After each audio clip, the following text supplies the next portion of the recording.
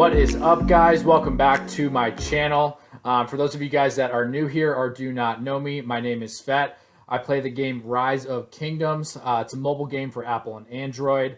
If you like content about the game, are trying to learn how to play, how to strategize to build your account faster, or any other events in terms of strategy for Ark of Osiris, KVK, how to win a power-up event, things like that, go ahead and hit the subscribe button. I have been playing the game for about a year. I've got a really good amount of Alliance members that I play with that have played the game for a really, really long time. I've been playing for about a year, and most of the people that I play with have been playing for a couple of years since the game came out.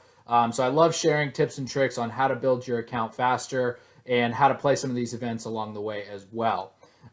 Tonight, I am excited because I just recently maxed El Cid, and I did it all on gold keys or the dailies that you can purchase from the marketplace in Rise of Kingdoms. So I will show you guys the dailies that I've been buying. It took me probably about 10 or 11 months of playing the game before I had El Cid maxed. And then I had to max Cao Cao, so CC from the dailies first. Then I got to El Cid and got him done.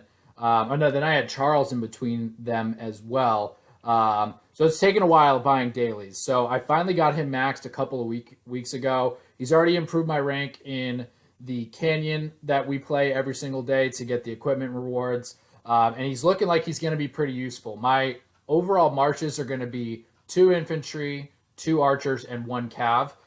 So I'm going to go over El Cid tonight and then talk about how I'm going to pair him up with my other commanders, how I plan to use him in the game.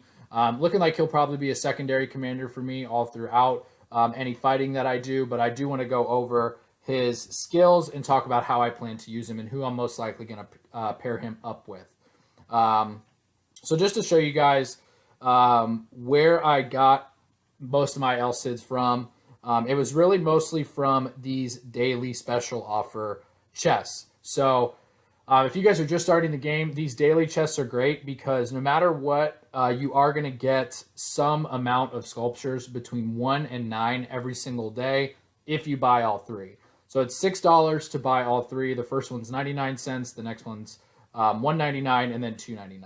So you spend $6 a day and you can get 1 to 9 sculptures of these commanders. So mine at the top shows right now Caesar, but it'll tell you who you're going for. Is if you open this daily special offer, you're going to see all sorts of different commanders, whether it's Cao Cao. Oh, looks like we just had reset, so that's pretty cool. Cao Cao, El Cid's obviously in there.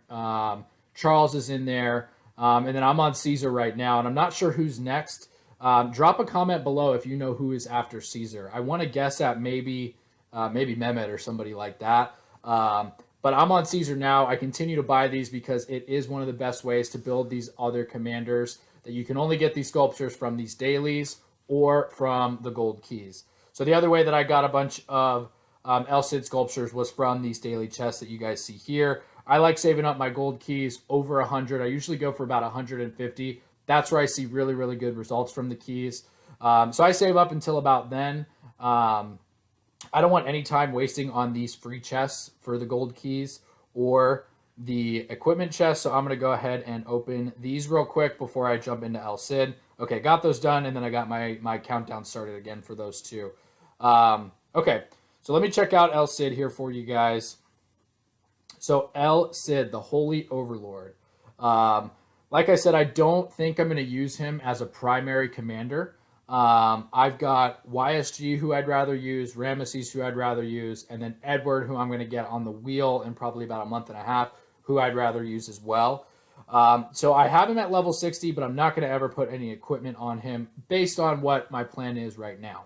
I always try to get him up to level 60, though. Some people think that it doesn't matter if it's a secondary commander, but if you click on the commander power right here, you do actually get power from the level. So I've got commander level power of 20,000. I'm not exactly sure how much that affects the meta and how much damage he's doing in a fight, but I figure it's got to mean something, so I put them all to 60 every single time, no matter what. My Takeda doesn't lead any marches that I have. He's always with Attila or behind Moto. Some people put him behind Khan or Saladin, but I put him to 62 because I figured, if they're putting in commander level and power, that's contributing 20,000 to my power. It's got to be doing at least a little bit in terms of damage, health, defense, all that stuff. So got him up to 60. Like I said, I did max him probably about 2 weeks ago, which is exciting. I'm starting to fill in all my fighting commanders. It's getting to a point where I've got all sorts of options of what I can fight with. So, all right, his first skill is Famous Warrior. So rage requirement's normal, 1,000 rage required to pop on this one. Deals direct damage factor to the target of 1,000 and disables its active skills and normal attacks for 1 second. So this is great because it does a direct damage and it also silences, in effect, the target for active skills and normal attacks for 1 second. So this is extremely useful on anyone that's going to do a lot of skill damage to you, obviously. But then other commanders like a Richard who are going to pop their active skill and do a ton of healing as well.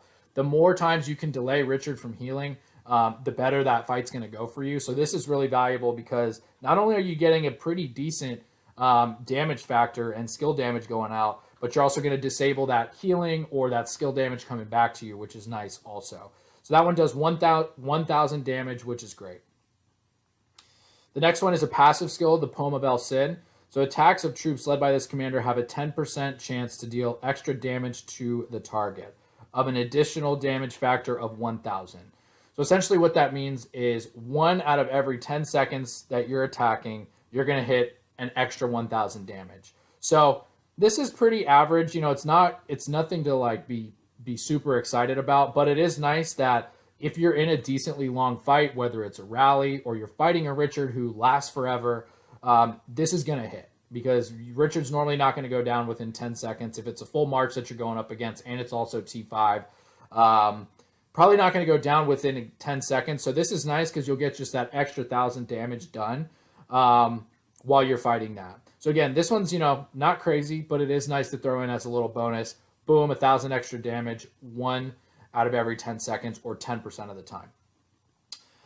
This is the skill where you get, so Guardian of Valencia, this is also a passive skill, so it's in effect at all times. This is the one where you're going to get your archer specific buffs. So the big one here is obviously the defense bonus. Archers are pretty weak. They go down pretty quick, especially if they're being attacked by cav. They're weak to cavalry, so that's something that we really like to see here is a defense bonus on El Cid. So 20% right there is great. Then you also get some march speed bonus as well. So you've got 20% all-time defense bonus, so it doesn't matter if your skill's popping or whatever. At all times, if you're fighting, you're going to have a 20% defense bonus. Then you also have a march speed bonus. So this is kind of split up. One matters while you're fighting. One doesn't really matter while you're fighting. So this would help you get away faster if you ever retreat and want to go back to, a flag or your city, a friend's city, whatever it might be. Or if you want to leave a battle in Ark of Osiris to refresh these bad boys, it's going to get you back there 15% faster. But the biggest one here is really the defense. Like I said, archers are pretty soft, or pretty squishy. So the defense of 20% bonus right there is great to see in these skills. This next one is Unyielding, also a passive skill, so it's in effect at all times.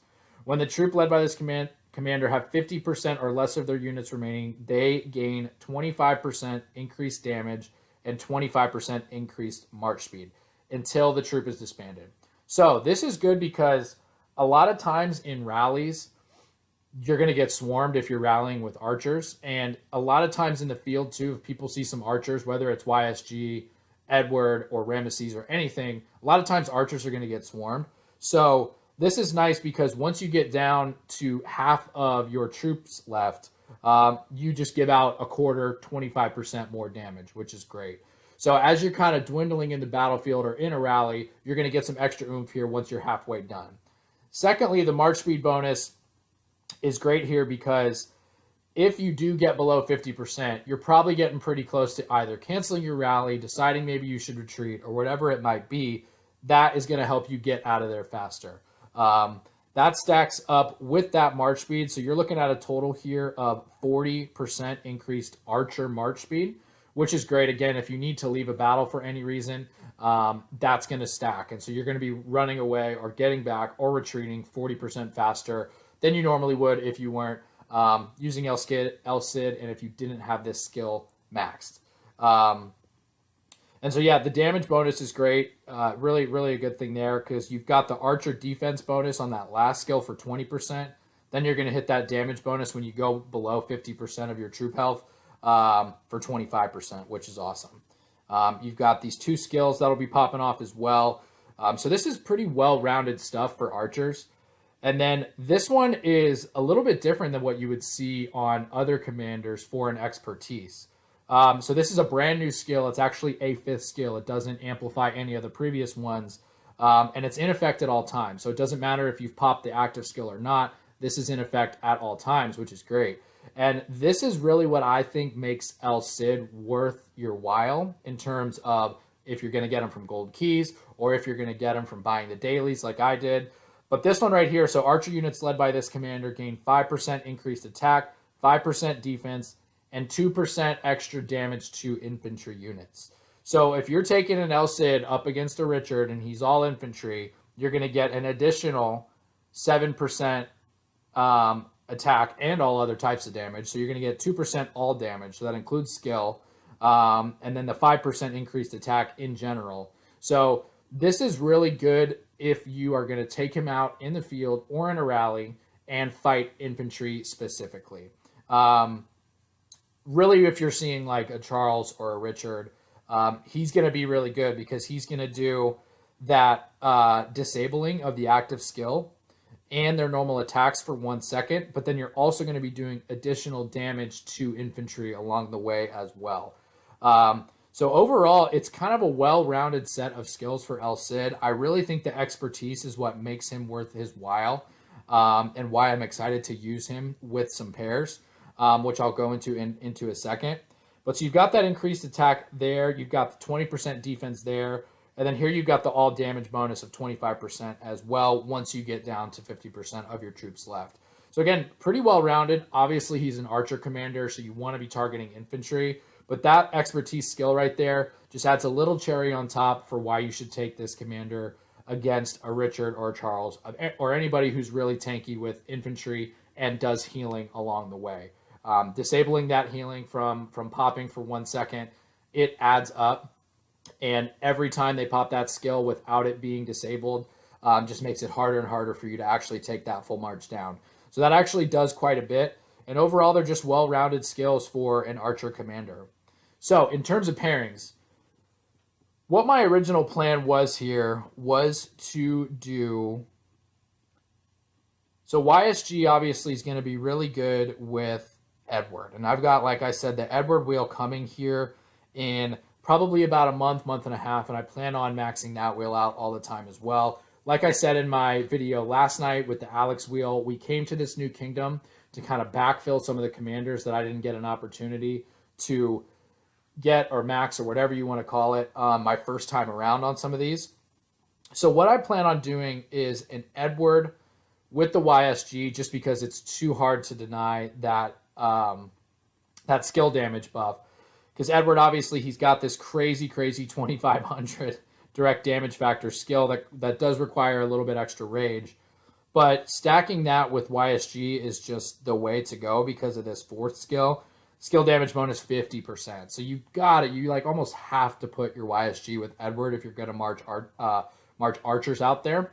So what my plan was to actually do when Ramesses is unlocked in this kingdom is to actually put my El-Cid with Ramesses. Ramesses also has a heal immune effect. So if I pair Ramesses with El-Cid, I'm going to get, let's see here. Yeah, so I'm going to get 2 seconds of silencing like a Richard from doing any healing, which is great. Or yeah, so 2, and then also reduce their normal attack damage as well.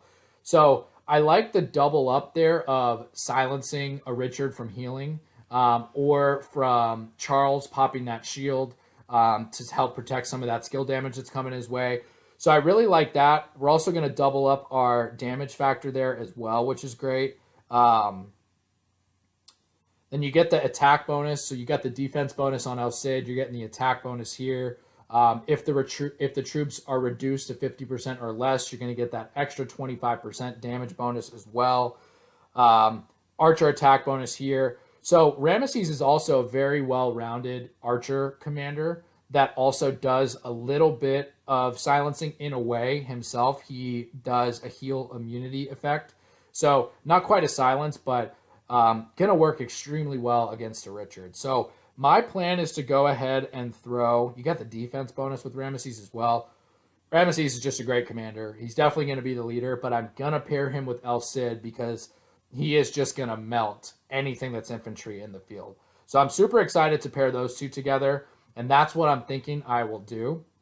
If you guys pair El Cid with anybody else, go ahead and drop a comment below. Maybe there's something I haven't thought of or somebody else I could pair him with that would make a little bit more sense. There is obviously the Aethelflaed El Cid, which is what I'm doing in Canyon right now because I can't use my Ramesses. So that's something that could, go well together as well, but I'm only 103 days away from being able to use Ramesses at all times. So my plan is to do Ramesses El Cid, Edward YSG, and then I'm going to have 2 infantry marches and then my Attila Takeda as well. So my infantry marches are going to be in Guan Alex, and then I'm going to have a Charles and probably Caesar. I might do Alex Caesar, and then I'm not too sure on the infantries yet, but I know for sure I'm going to do Ramesses El Cid and then also hit the Edward and YSG. So super excited that I got him done. I've been working on him on dailies for a long time. The gold keys, the dailies are the way that I did this. I didn't spend a single universal sculpture on him, which is great. Like I said, it does take some time. You do have to be relentless with buying those dailies if you want this to happen in any reasonable amount of time. And like I said, with the gold keys, my strategy is always to save over 100. I go for like 150 normally because you get the best, most kind of spread out results. Last time I popped 155 gold keys in one of my previous videos. I picked up 27 El Cids, which was great and really got me to that maxing point for him. But overall, just a very well-rounded archer commander that's going to be great at taking out infantry commanders, especially the ones that do crazy amounts of healing like Richard. That's it for tonight, guys. Thank you for chiming in. Like I said, if you've got any other pairs that I should try this with or any other comments on El Cid, go ahead, drop the comment below. If you've had El Cid Max and have been using him for a while, also drop a comment. Let me know how he's been for you and if it's something that you would invest in. But I'm pumped up to have him. Thanks for chiming in. If you guys want to see more content like this, go ahead and like this video, hit that subscribe button, and I'll keep putting out content for you guys. Until next time, everybody have a good one.